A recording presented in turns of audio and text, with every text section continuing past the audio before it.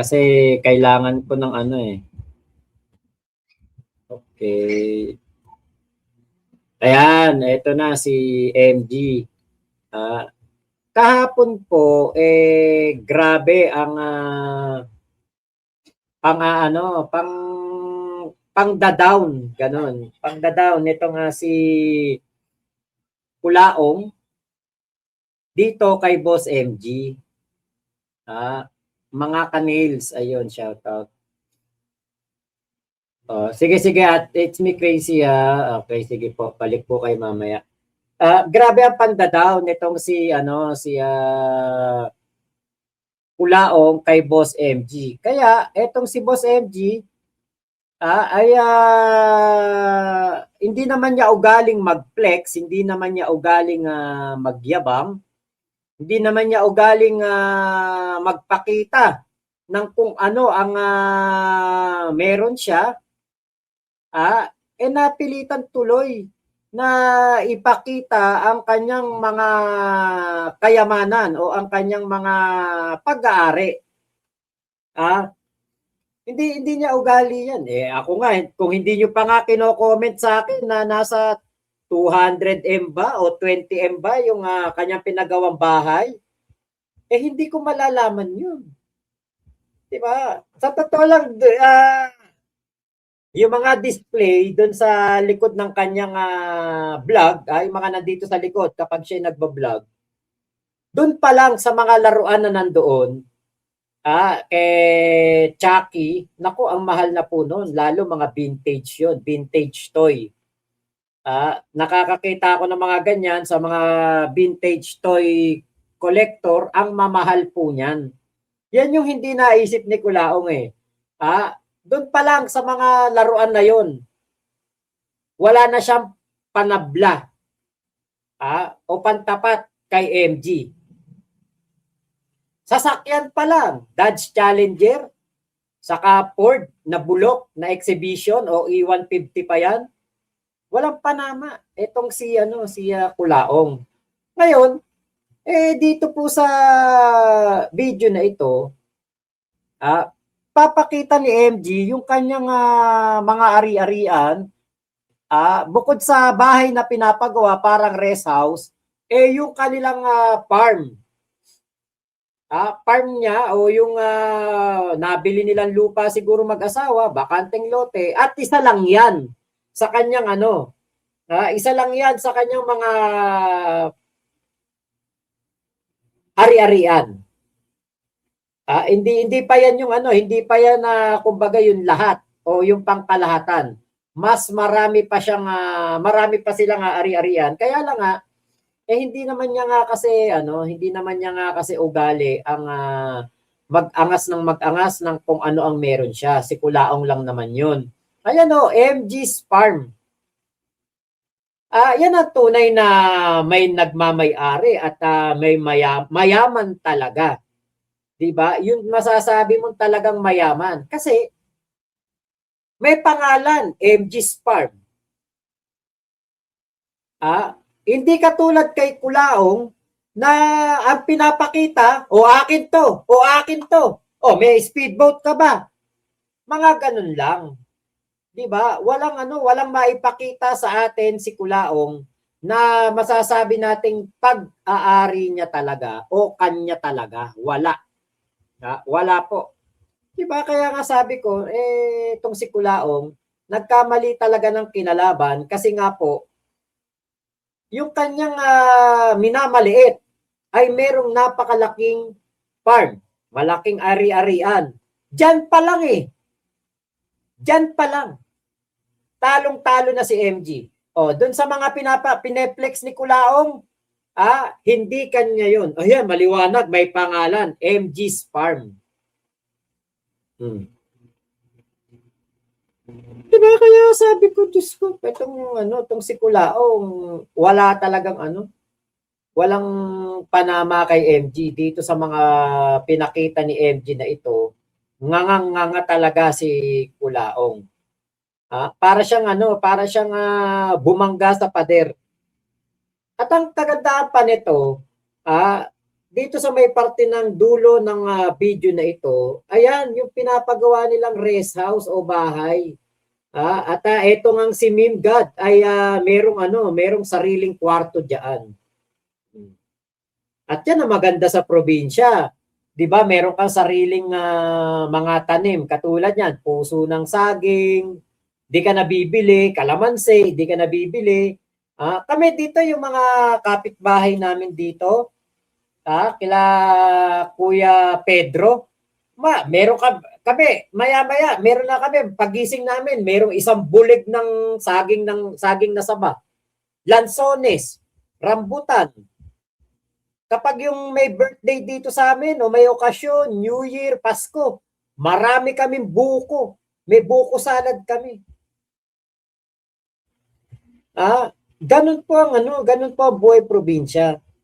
At yan po ang hindi na ipapakita ni Kulaong, yung mga ganyang katibayan na ikaw ay may property talaga nang hindi pinapakita ng ibang tao na sayo. Diba? Kaya tulad ni Kulaong, eto, speedboat ko to. Pero alam naman ng lahat ng mga tao doon na hindi kanya yun. Doon yun sa ninong-ninungan niya na ex-mayor. O mayor pa rin yata yung hindi na yata mayor yung Jesus Ladaran. Doon sa kay Taginod naman siya nagpunta. Lahat ng mga pag-aari ng mga kakilala niya, yun lang ang pineplex niya. Pero hindi po niya maiplex yung mismong kanyang sariling pag-aari. Diba? Ay, topic! 6:30 pa lang yata yon.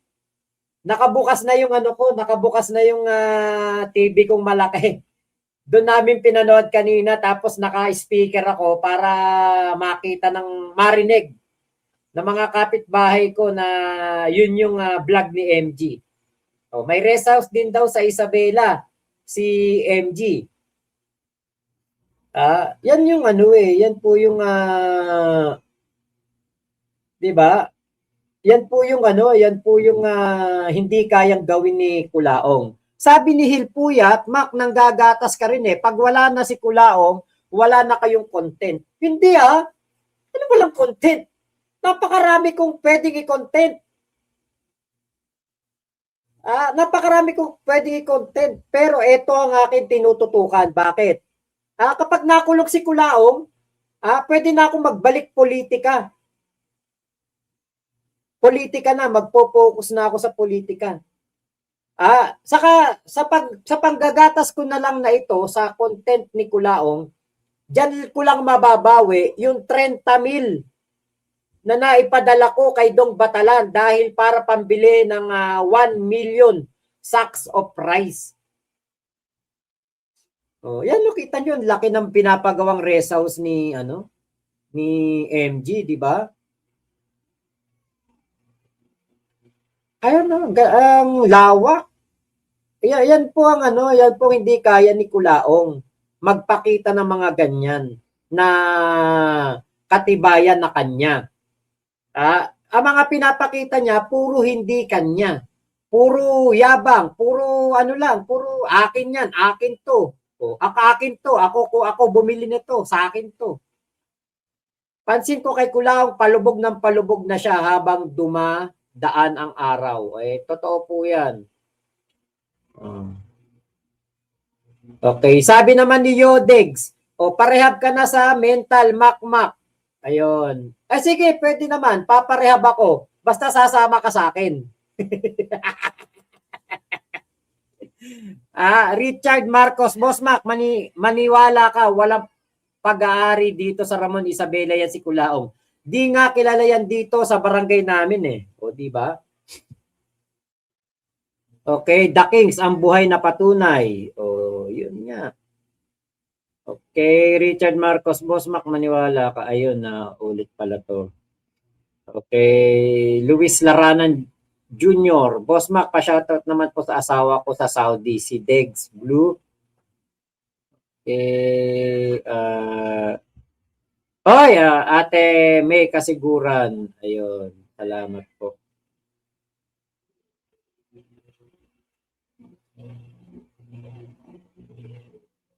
Diba? Kaya alam nyo, ito yung mga bagay na nagagawa ni MG, napapagawa ni MG na hindi kayang gawin ni Kulaong. Ngayon, napansin nyo ba? Napanood ko doon kaya Attorney Guanzon sa interview kay MG, yung mga alahas na pineplex ni Kulaong, wala na. Wala na. 'Di ba? Kahit isang alahas, wala nang suot si Kulaong. Kahit isang relo yata, wala na. Baka yung sinusuot na relo, yung mga binebenta na lang ni Dong Batalan. Yun na lang ang kayang isuot ni Kulaong. 'Di ba?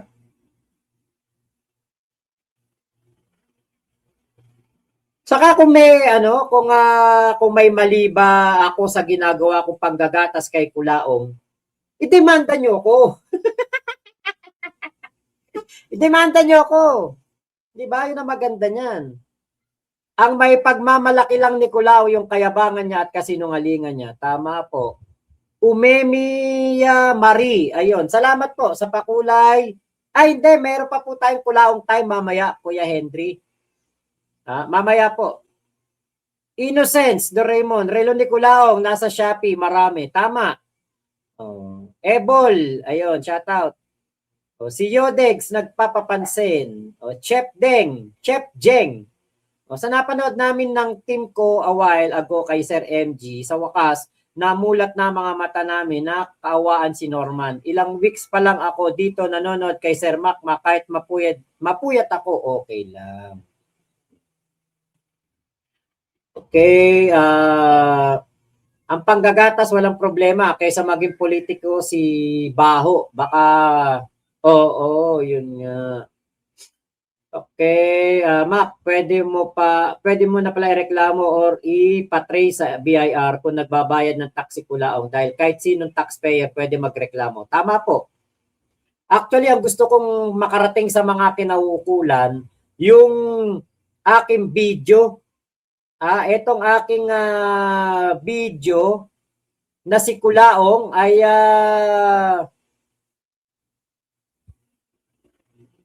nasa ano po, pinapakita ni Kulaong na siya ay nasa loob ng kulungan at nakikipagtawagan sa akin.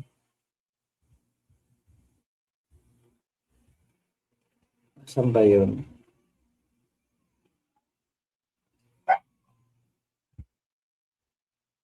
Nakikipagtawagan sa akin ng malinaw na malinaw at umaga yan eh. Yan ang gusto ko mapansin ng ating mga kinauukulan. Yung video na yan na kitang-kita umaga nakikipagtawagan sa amin ito nga si Kulaong sa kaibigan ko na si Tala. Ayan, yan ang gusto ko na na matutukan. Kapag may pagkakataon at may makapansin yan, kapag po ako pinatawag sa sa Senado o sa kahit saan, sa Kongreso para maimbestigahan si Kulaong kung bakit siya nakakagamit ng cellphone, yan po ang gusto ko. Mas may hoyo si Kulaong diyan. Mas may hoyo po si Kulaong diyan. Okay, lahat ng mga kakilala niya, binenta niya. Kayo pa kayang naniniwala kay Baho? Sige nga, sigurado, pati Pilipinas ibebenta niyan pag naging politiko yan si Baho. Totoo po. Mga pinsan ko, idol na idol yan. Meron ba trilyonaryo nag-live? Wala. Boy Dahak yang si Kulaong, Crisanto, Sebastiel. Magandang gabi, Sir Mac. Hello po. Okay, Kuya Henry, hayaan mo yan. Inggit lang yan. Baka gusto din dumede sa gatas. Okay, Meruski, magandang gabi po. Shout out, Lisel. Sirelo Nicolaong, 2 for 150 sa Baklaran. 88 RCM, may sariling universe kasi yung Culaong na yan. Sir, malaking sampal na naman yung farm ni MG. Idol ko si Epele, manggwapo ng ilong. Sabi ni, ay wag na. Baka nga mas mahal pa yung relo ko kay Culaong eh. Oh, G-Shock lang naman relo ko, pero putya, sigurado ito legit. Sa Casio ko mismo binili to. O Casio. Gawaan mismo ng Casio G-Shock. Ay, gawaan. Yung tindahan mismo ng Casio. Flagship store ng Casio sa SM.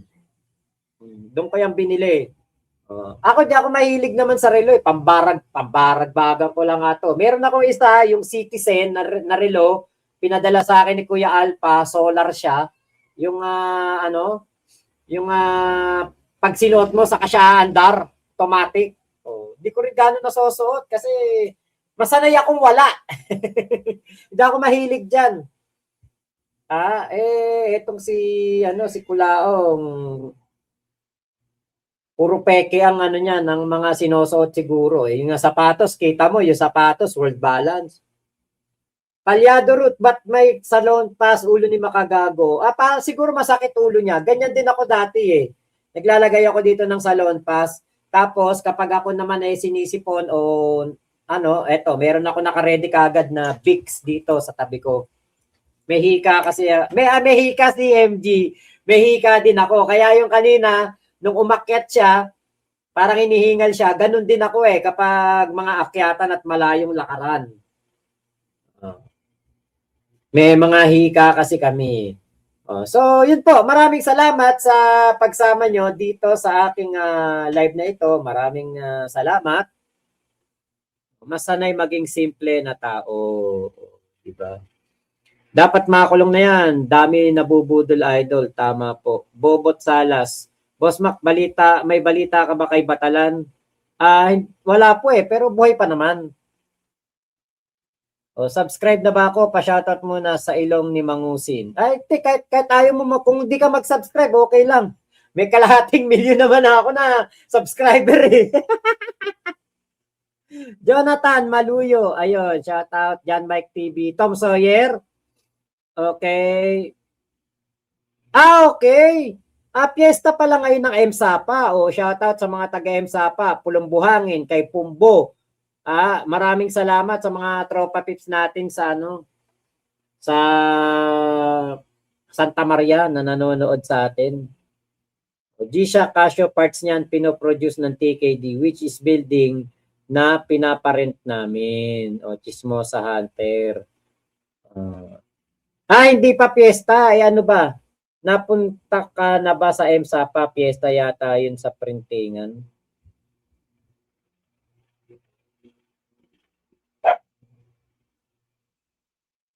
Sa MSAPA? Oo. Taga Santa Maria ako Napupunta ako dyan. Nung dati, nagmomotor ako. May mga kaibigan ako dyan sa MSAPA. Sa Kasakay Pumbo na mga nagmomotor. Naka-Mio pa ako noon, yung Mio 1. Tagasan po kayo dito sa Bulacan, sir? Ako, taga Santa Maria po ako, Idol Meruski. Santa Maria, Bulacan po.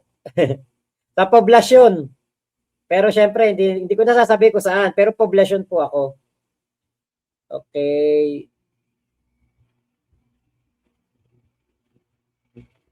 Ayun. Finally, nakapanood ng live. Ayun. Papa MRBC, Faith Dison, Baby Sebastian.